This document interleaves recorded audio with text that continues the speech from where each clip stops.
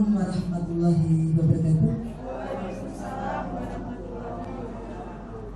Yang saya hormati rekan CGP saya, Ibu Ita, yang saya hormati Bapak-bapak, Ibu-ibu guru SMP Negeri 1 Boyo.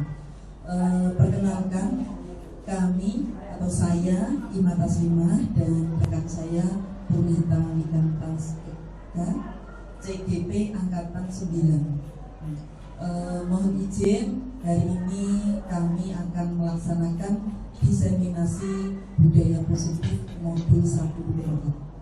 Pertama-tama marilah kita panjatkan puji syukur kehadirat Allah Subhanahu wa Ta'ala, di mana dengan karunia-Nya kita dipertemukan dalam kegiatan diseminasi kegiatan siang hari ini. Yang kedua, tidak lupa saya mengucapkan terima kasih kepada Bapak Ibu semuanya yang telah memenuhi undangan kami. Begini Bapak Ibu, untuk memenuhi tugas CGP kami yang modul 1.4, kami disuruh untuk melakukan aksi nyata dengan melakukan diseminasi budaya positif untuk modul 1.4 ini. Nah, karena satu sekolah itu dua, maka saya sama Bu Rita ini nanti akan melakukan secara bersama-sama, di mana nanti di budaya positif ini nanti ada 6 topik materi yang akan kami sampaikan dengan pembagian. Nanti 3 topik pertama saya, kemudian 3 topik berikutnya adalah Bu Rita. Nyatan deh, kurang lebih nanti sekitar 1 jam ke depan. Mungkin nanti Bu Rita mohon bantu saya untuk operatornya.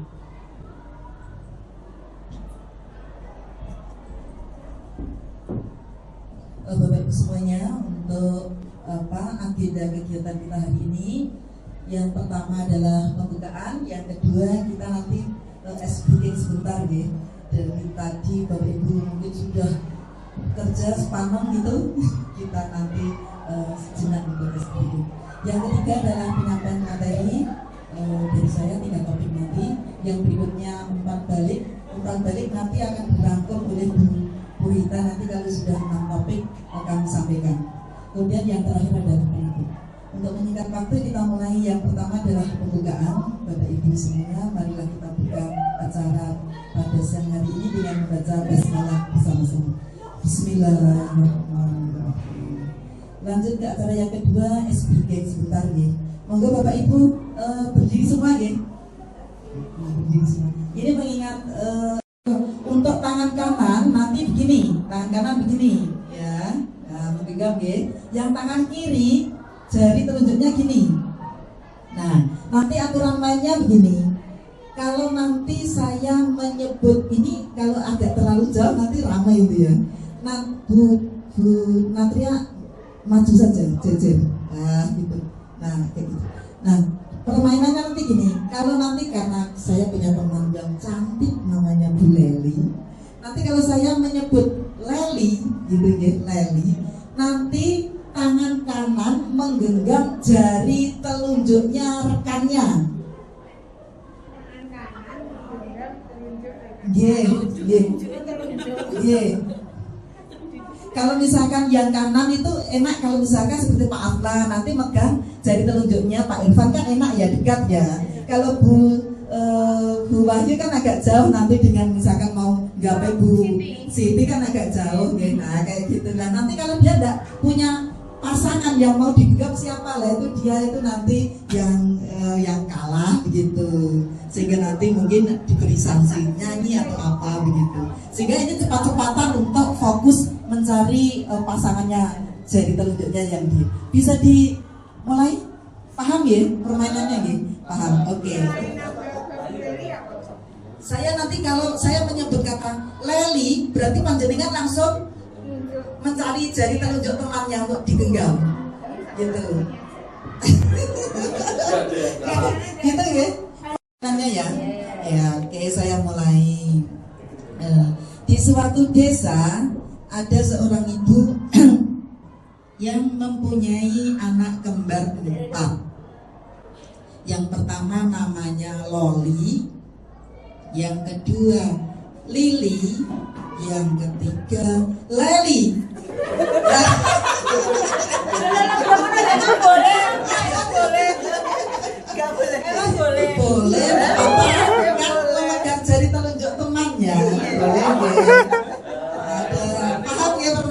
ya.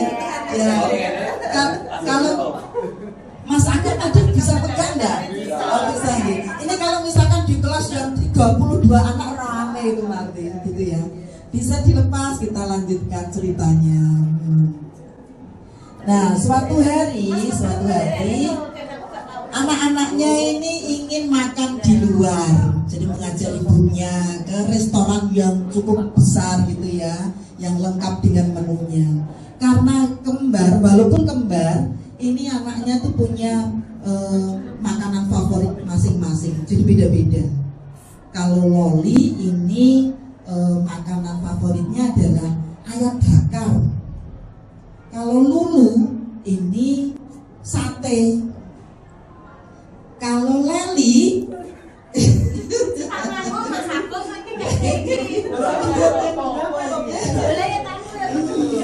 gitu kan? Sudah, oke. Berarti Bapak Ibu fokus semua ya. Oke, terima kasih. Silakan duduk kembali.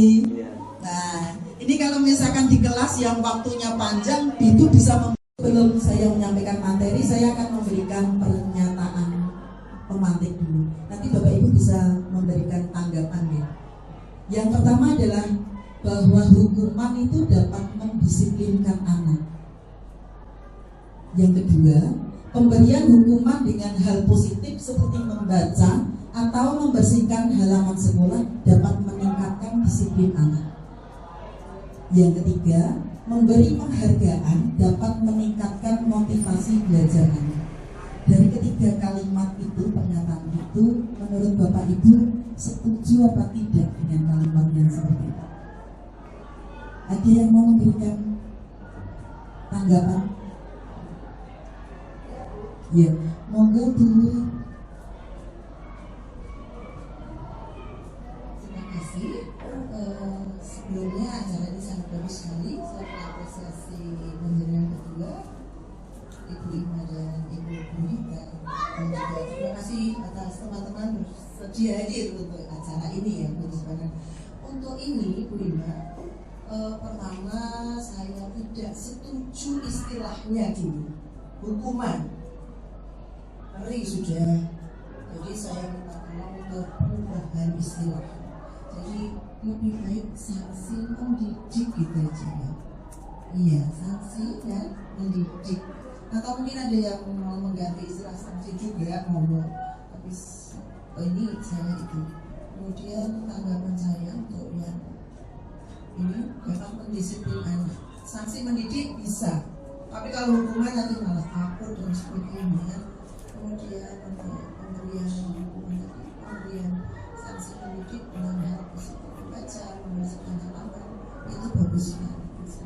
Kemudian yang ketiga, memberi penghargaan dapat meningkatkan motivasi. Ini juga agaknya harus hati-hati menurut penghargaannya. Terima kasih Bu Wi, terima kasih atas tanggapannya. Kita simpan dulu ya jawabannya. Jawabannya kita simpan, nanti kalau saya sudah menyampaikan beberapa materi, bahkan sampai dari Bu Rita selesai, Bapak Ibu nanti akan bisa menjawab sendiri. Seperti itu tuh benar atau tidak gitu. Gini, saya pernah kemarin pada waktu modul 1.1 tentang filosofi pemikiran Ki Hajar Dewantara bahwa sekolah ini sebuah ladang sebagai tempat persemaian bibit.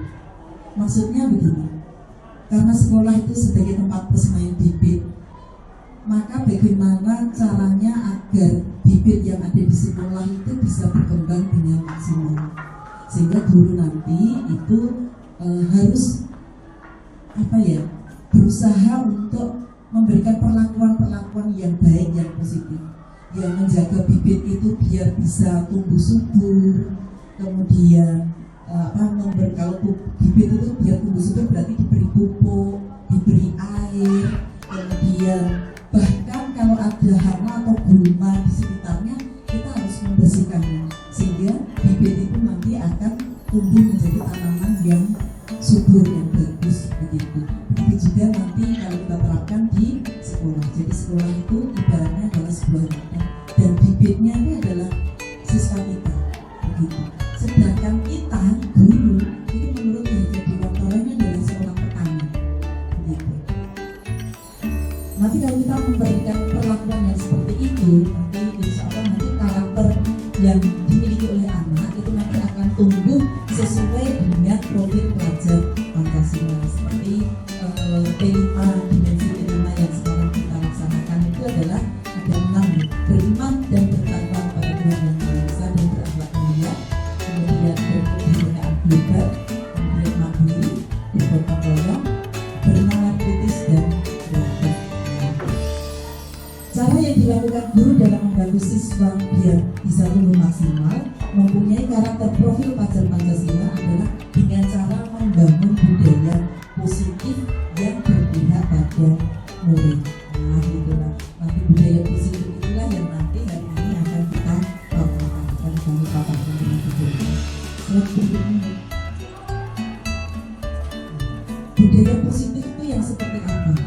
Nah, berikutnya, budaya positif itu adalah sikap, nilai, kepercayaan, dan praktek-praktek yang menciptakan lingkungan yang mendukung dan memotivasi orang untuk berkembang dan berkontribusi secara positif.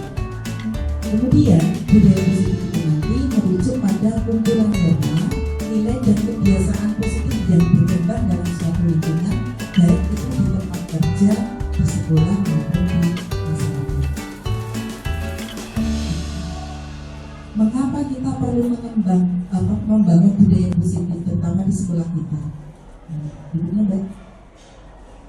Budaya positif itu harus kita bangun karena budaya positif itu merupakan hal yang sangat penting, dapat membantu meningkatkan kesejahteraan, kebahagiaan, dan kinerja individu dan kelompok, menciptakan lingkungan yang mendukung, serta membangun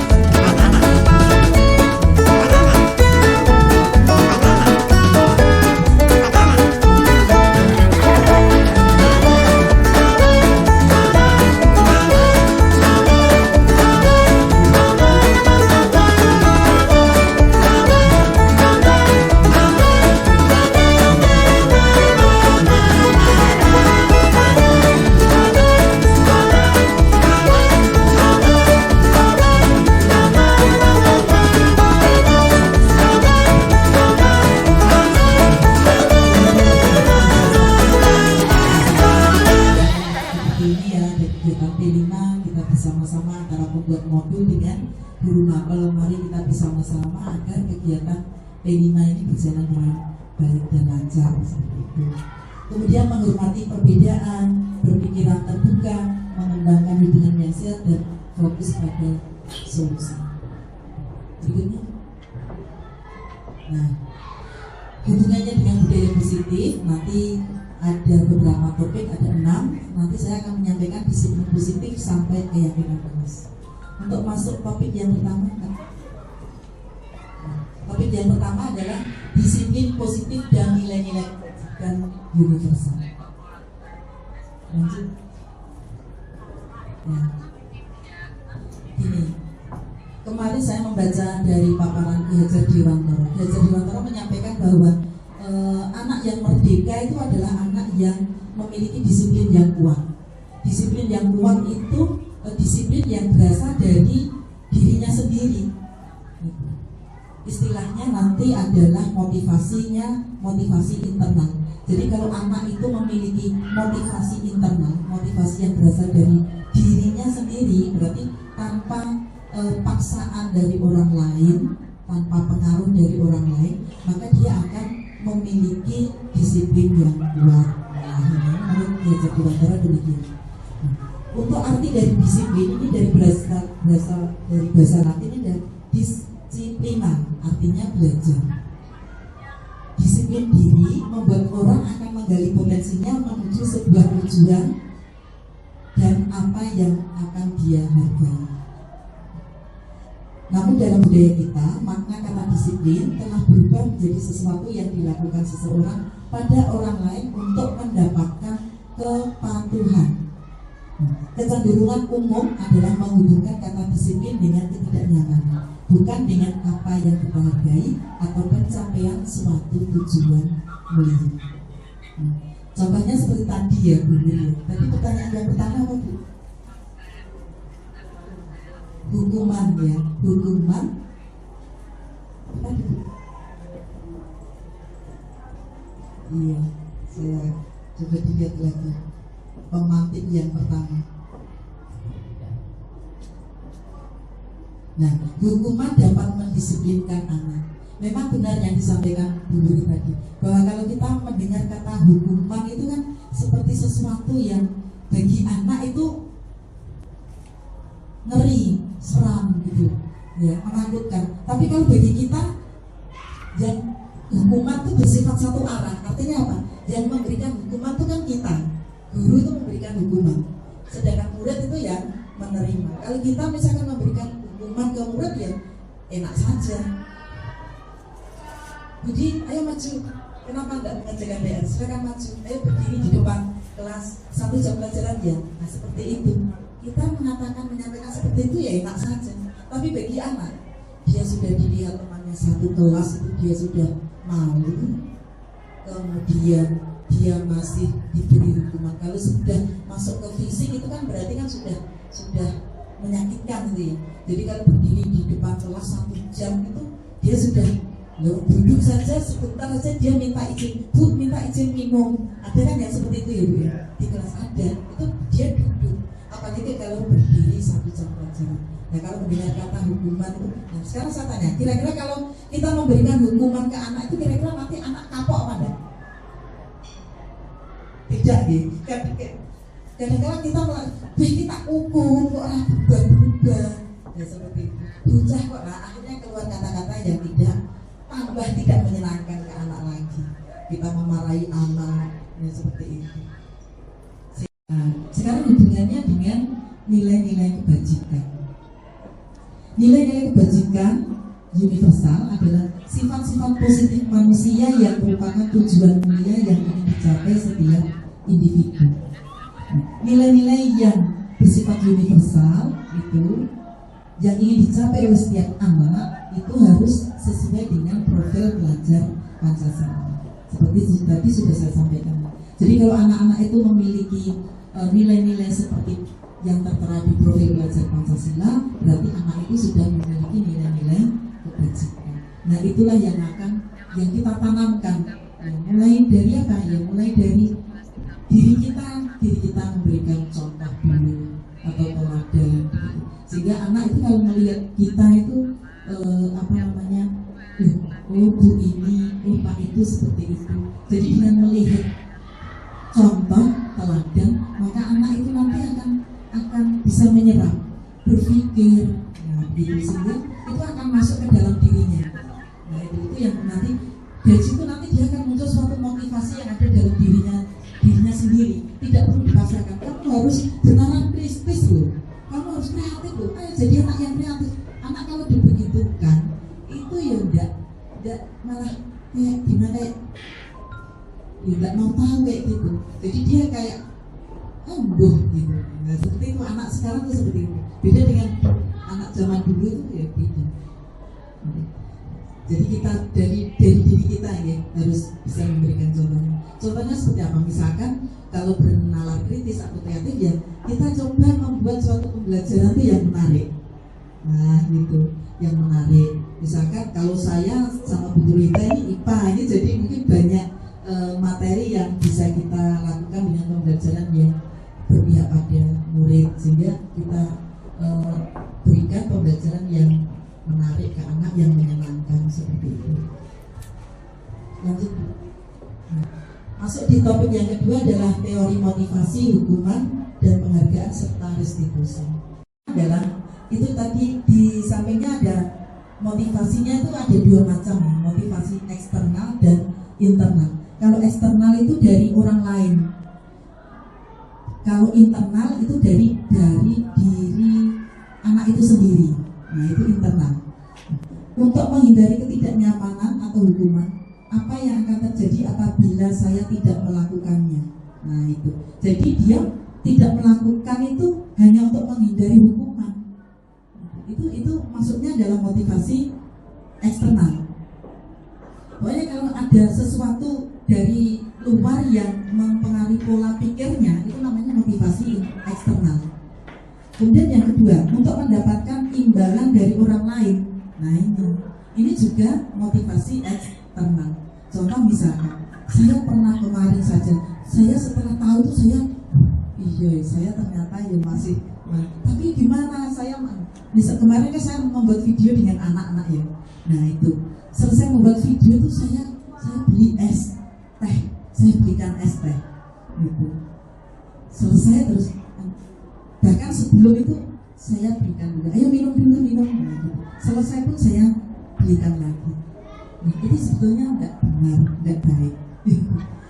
Itu ada suatu penghargaan yang bersifat yang termasuk motivasi eksternal. Anak ya bisa menerima, tetapi nanti dampaknya itu yang tidak baik. Misalkan begini, nanti saya kalau diajak membuat video lagi sama Bunga, kalau tidak dibelikan es teh saya nggak mau, misalkan begitu. Nah itu yang tidak baik seperti itu. Berarti itu dia melakukan hanya karena mengharapkan sesuatu. Sehingga beda antara motivasi eksternal dan internal adalah dampaknya ini. Berikutnya adalah hukuman dan penghargaan. Nah, lanjut. Seperti tadi ya sudah saya singgung bahwa hukuman itu bersifat tidak, atau maksudnya gini, tidak bisa menjamin bahwa anak itu bisa melakukan disiplin, bisa bersikap disiplin.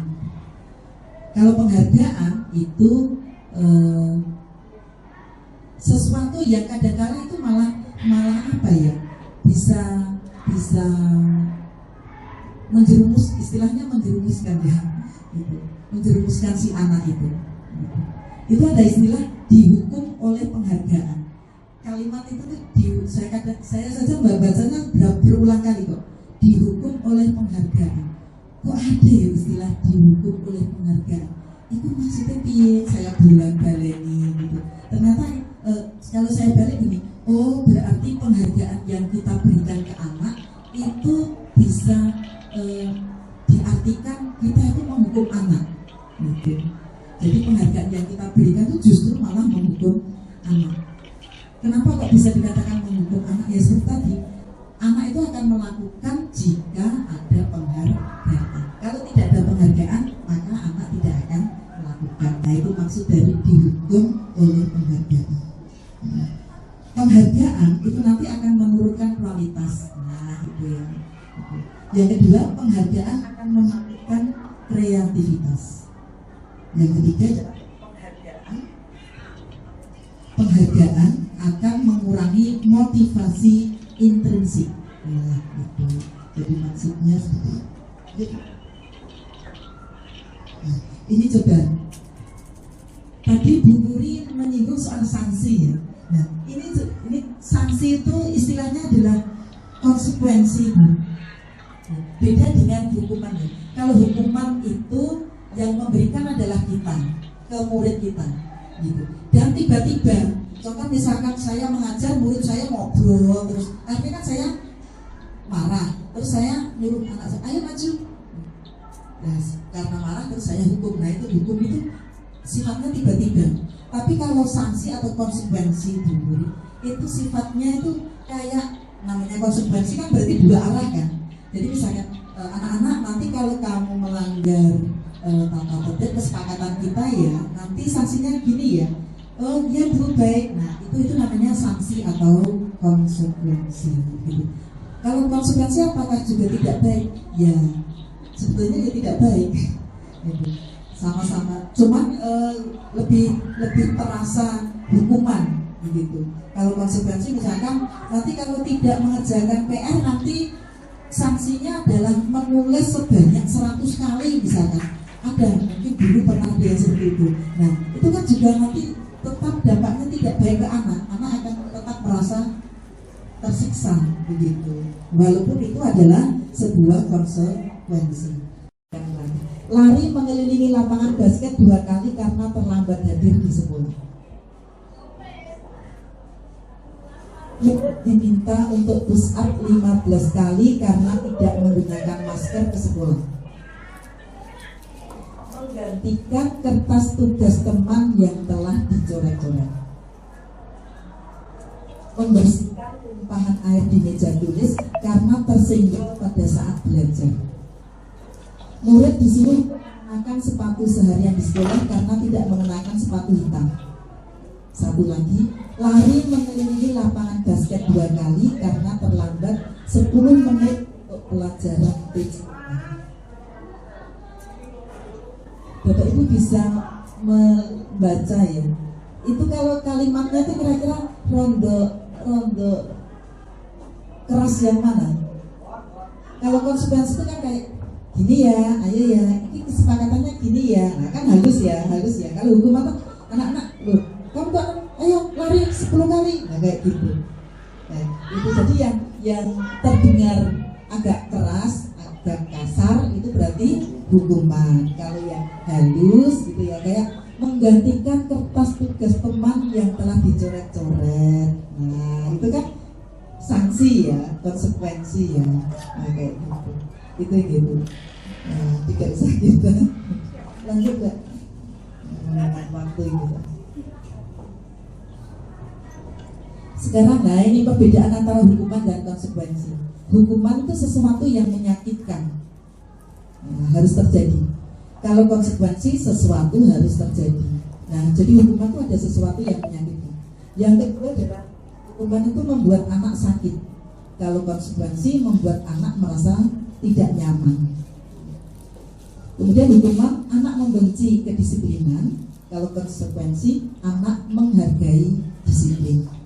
Kemudian hukuman bersifat paksaan. Kalau konsekuensi bersifat stimulus atau tanggapan. Kemudian hukuman itu mendorong anak menyakiti diri sendiri. Kalau konsekuensi mendorong anak agar mudah menyesuaikan diri. Kemudian hukuman itu merupakan konsep diri yang buruk. Kalau konsekuensi konsep diri yang baik.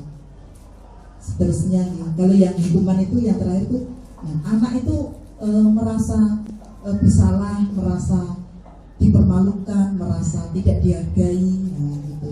Kalau konsekuensi itu ya sekedar dibuat tidak nyaman, diasingkan untuk sementara seperti itu. Jadi kelihatan lebih agak sedikit lebih halus konsekuensi. Lanjutnya. Sekarang restitusi. Restitusi adalah proses menciptakan kondisi bagi murid untuk memperbaiki kesalahan mereka sehingga mereka bisa kembali pada kelompok mereka dengan karakter yang lebih kuat. Restitusi juga merupakan proses kolaboratif yang mengajarkan murid untuk mencari solusi untuk menyelesaikan masalah mereka dan membantu murid berpikir tentang orang seperti apa yang mereka ingin menjadi dan bagaimana mereka harus memperlakukan orang lain. Nah ini nanti hubungannya dengan topik yang akan disampaikan oleh Bu Rita. Walaupun kemarin saya sudah mempraktekkan restitusi itu yang ke anak. Jadi ada anak yang punya 2 kasus sehingga ada yang bertengkar, kemudian ada yang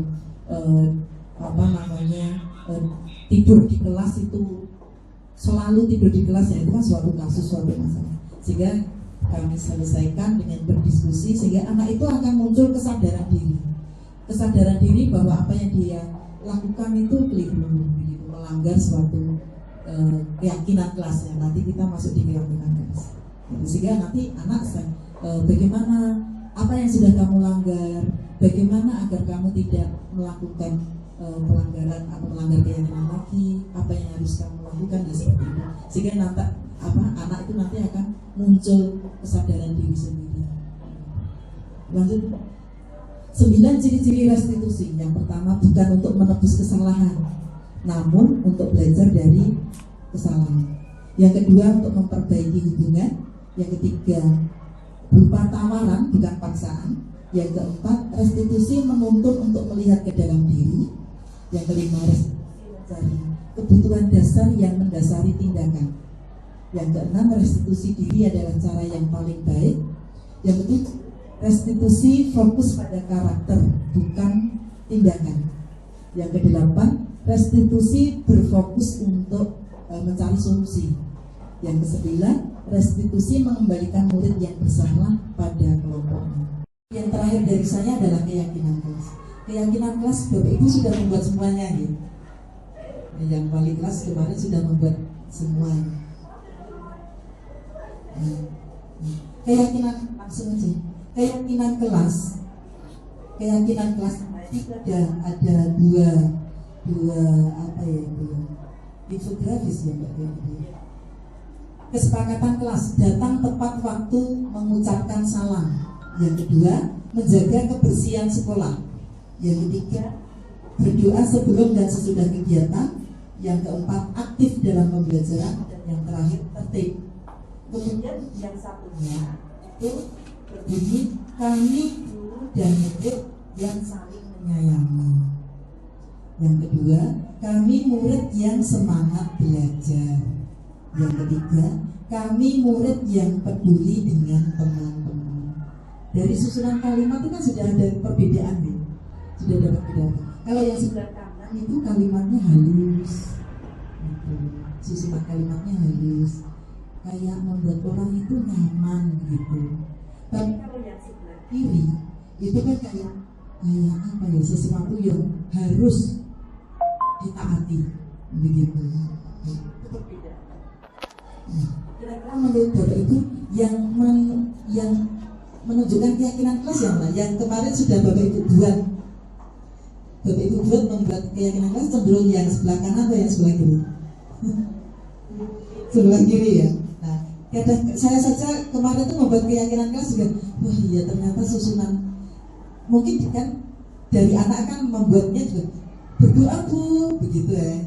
Berdoa Bu, kemudian harus senyum dan sapa salam Bu. Nah seperti itu, sehingga tapi kan anak tidak membuat dalam bentuk kalimat begitu ya, sehingga kita rangkum, ayo kita susun kalimatnya. Nah pada waktu menyusun kalimat itu harus disusun dengan susunan kalimat yang halus dan nyaman dan menyenangkan, sehingga anak-anak itu akan berusaha untuk mentaati keyakinan kelas yang sudah terbentuk seperti itu. Nah, tapi karena sudah di banner ya tidak perlu diubah ya. Yang saya punya di kelas 9C itu ya saya merasa itu keyakinan kelasku masih kurang tepat gitu. Berikutnya. Nah, kadang-kadang kita mendengar ada istilah peraturan gitu. Sama keyakinan kelas. Perbedaannya kalau peraturan itu selalu ini. Nah, ini dari susunan kalimatnya kan sudah selalu kembalikan buku ke tempatnya. Itu kan kayak sesuatu yang berupa tekanan gitu.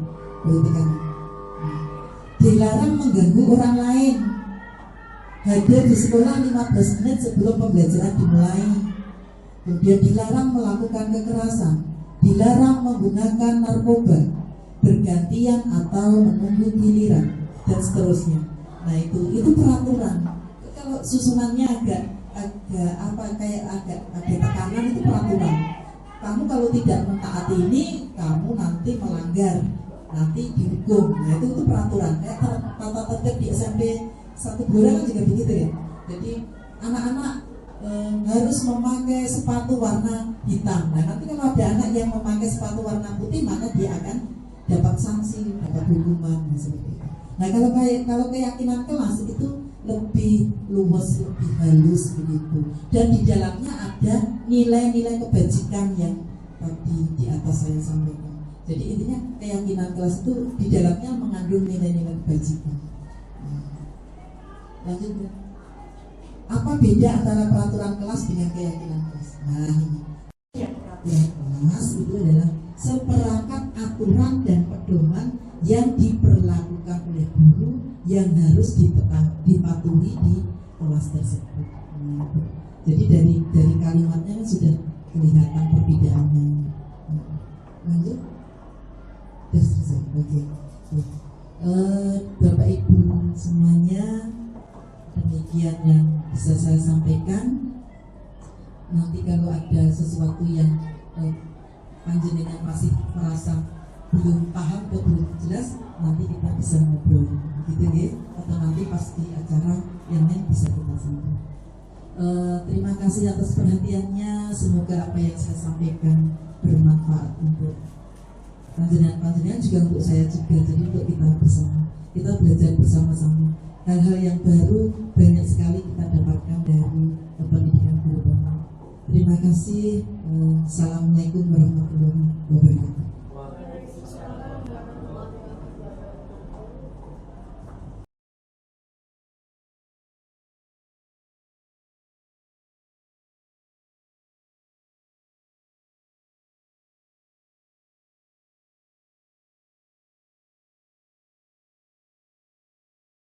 Assalamualaikum warahmatullahi wabarakatuh. Waalaikumsalam warahmatullahi wabarakatuh. Anak-anak, bagaimana kabar hari ini? Hari ini ada yang tidak masuk? Masuk semua ya? Alhamdulillah. Anak-anak, tahun pelajaran 2023-2024 kan sudah kita awali ya. Nah, untuk mengawali pembelajaran di tahun pelajaran ini, Bima sebagai wali kelas 9C, nah ini Bima menghimbau untuk kelas 9C ada keyakinan kelas. Keyakinan kelas itu apa? Ada yang tahu?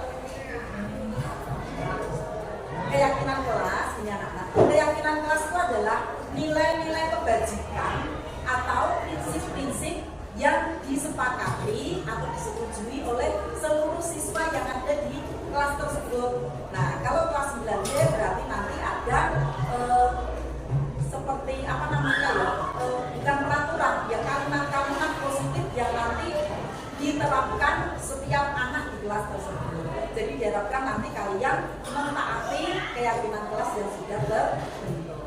Keyakinan kelas dibuat oleh kalian, disepakati oleh kalian, dan harus ditaati oleh semua anak yang ada di kelas 9. Sudah jelas? Sudah jelas. Sekarang kalian tuliskan kalimat positif. Terserah kalian mau menuliskan kalimat positif. Kalimat positif itu ya. Contohnya kalimat positif adalah menjaga kebersihan kelas. Kalimat positif. Jangan pakai kata jangan atau dilarang, tidak boleh. Dilarang makan atau minum juga tidak. Jadi itu namanya bukan kalimat positif. Kalau dilarang atau tidak boleh, jadi kayak kalimatnya kayak halus gitu ya, kalimatnya halus. Menghormati sesama teman gitu. Sudah jelas ya. Nanti yang perempuan ini saya beri kertas tanggal yang pink, yang laki-laki hijau. Sudah jelas. Nanti kalau sudah kalimat satu saja ya, setiap anak satu. Nanti kalau sudah silakan ditempelkan di kertas pelangi. Kertas apa namanya? Aspro ya. Itu ya. Oke.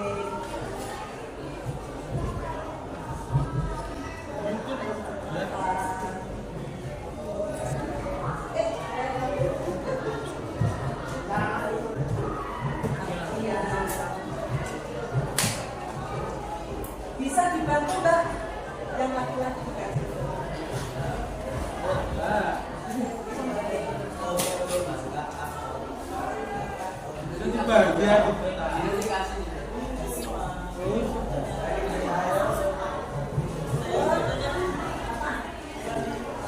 Nggak usah diberi nama, kalimat positif saja ya.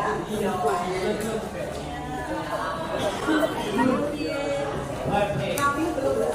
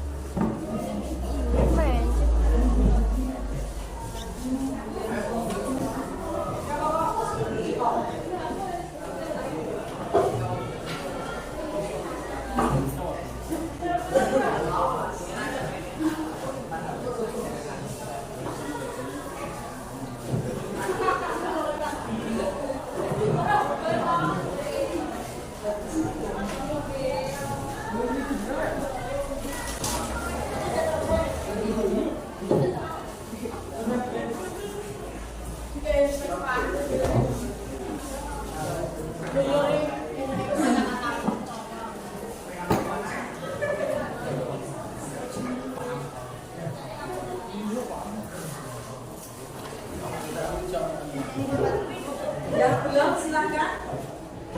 Sudah semua? Belum. Ya.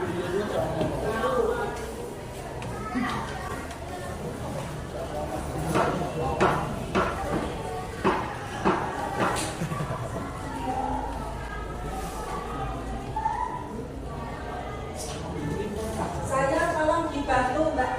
Saya untuk mencari kalimat yang mirip ya.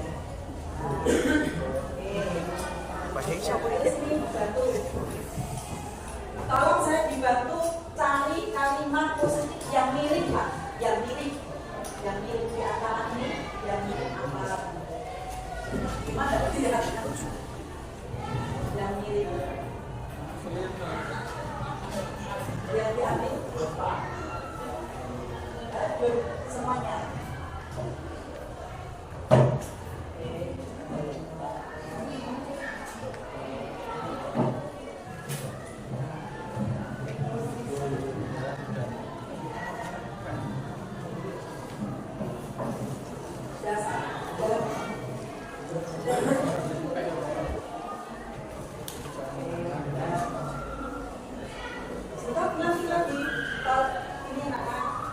Yang pertama ini kalimat yang mirip ya. Ada 3 ini, berdoa sebelum dan sesudah pelajaran. Ini juga, jadi ada 2 gitu ya. Nah, berarti kita sepakati ya. Berarti untuk mengamali pembelajaran, kesepakatan yang utama atau keyakinan kelas yang utama adalah berdoa sebelum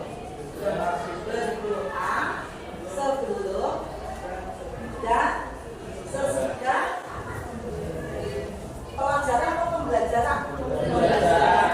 Oke. Kita sepakat untuk ini.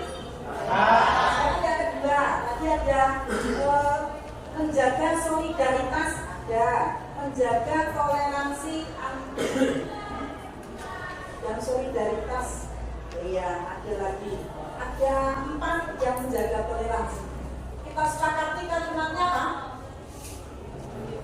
Menjaga toleransi dan solidaritas antar teman gitu ya.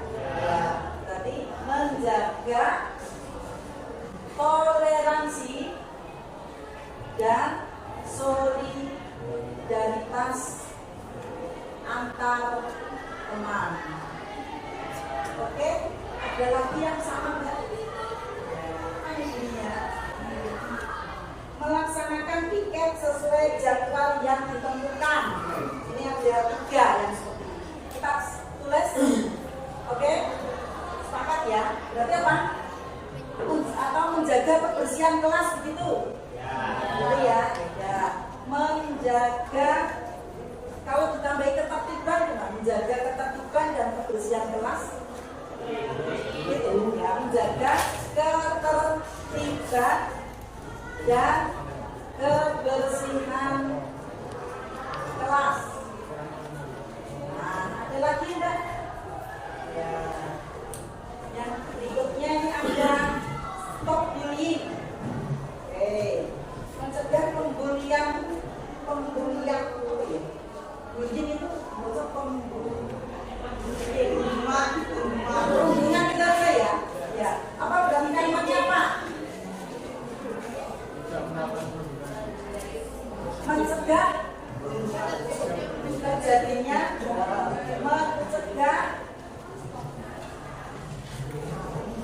terjadinya perundungan, gitu ya, terjadinya perundungan atau bullying, gitu ya, sepakat ya. Jadi nanti kalau ada yang membuli temannya, berarti melanggar keyakinan kelas. Ada lagi enggak?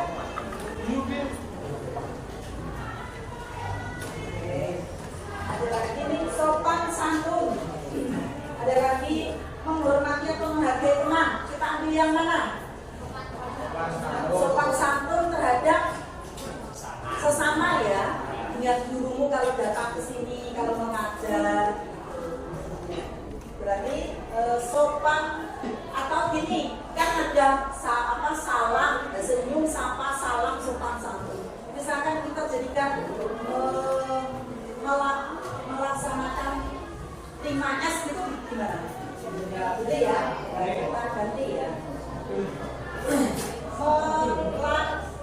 Melaksanakan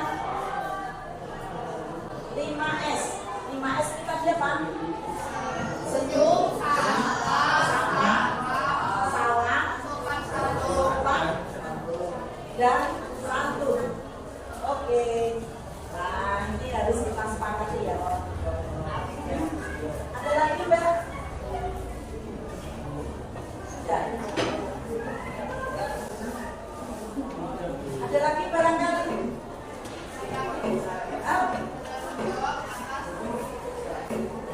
Disiplin, misalkan ada tugas dari Bapak Ibu guru, berarti kan harus melaksanakan kan? Ya, berarti bagaimana? Bersikap disiplin terhadap pelajaran, gitu ya? Ya. Disiplin terhadap pembelajaran. Jadi kalau ada yang tidak mengerjakan tugas, berarti tidak sesuai dengan melanggar keyakinan kelas kita. Sudah jelas? Nah, oke. Anak-anak, untuk keyakinan kelas sudah terbentuk, gitu ya. Wima harap keyakinan kelas yang terbentuk ini kan awalnya kan kalian yang membuat. Nah, otomatis karena sudah kita sepakati, tadi sudah kita rangkum jadi 6 itu harus diterapkan masing-masing anak di kelas.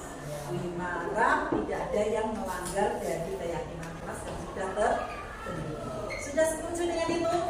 Sudah. Kalau sudah, ini Wima sudah menyiapkan kertas untuk penandatanganan keyakinan kelas.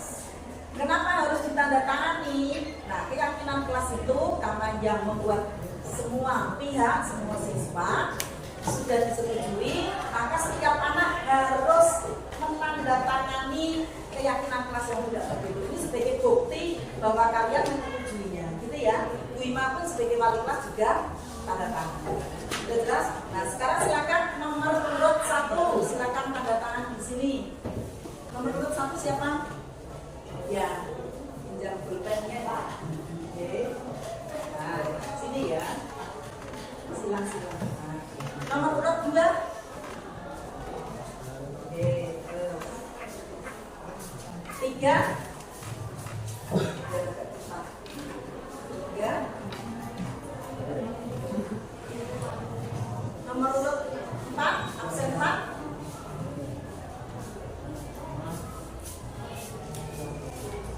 Terima kasih. 5. 6.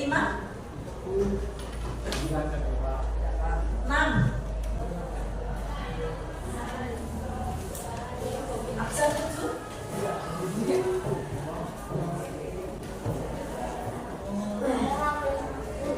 Absen 8. Absen 9. 10.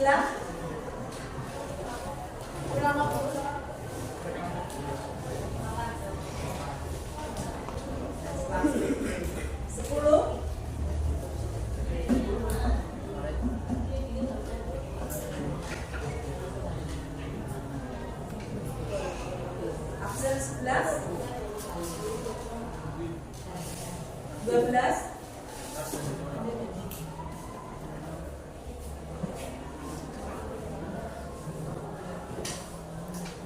13.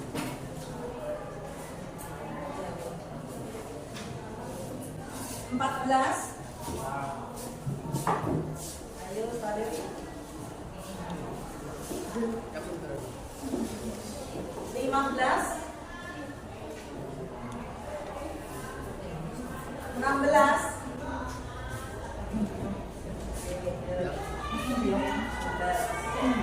17. Ini saya dapatkan 18.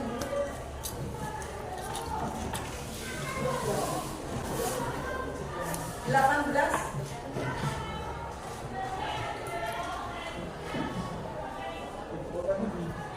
19. 20.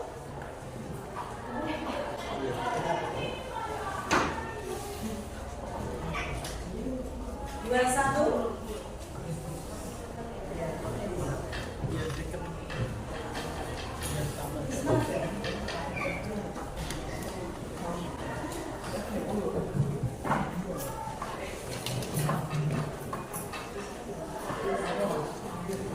24.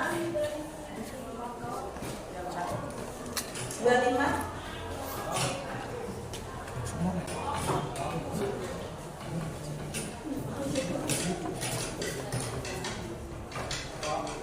26.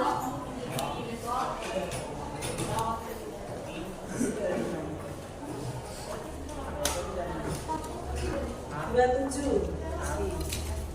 28. 29. 30. 31.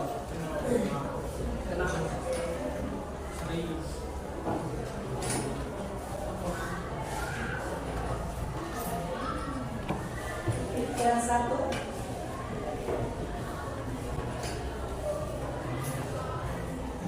33.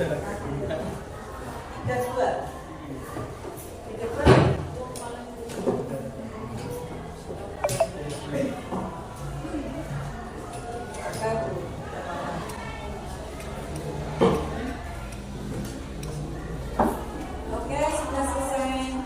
Ya, semuanya sudah setuju ya dengan keyakinan kelas yang sudah kita buat hari ini ya. Oke, baik. Anak-anak, terima kasih atas perhatiannya hingga keyakinan kelas 9C sudah terbentuk. Tetap semangat ya dalam belajar. Oke, terima kasih. Saya tutup. Assalamualaikum warahmatullahi wabarakatuh.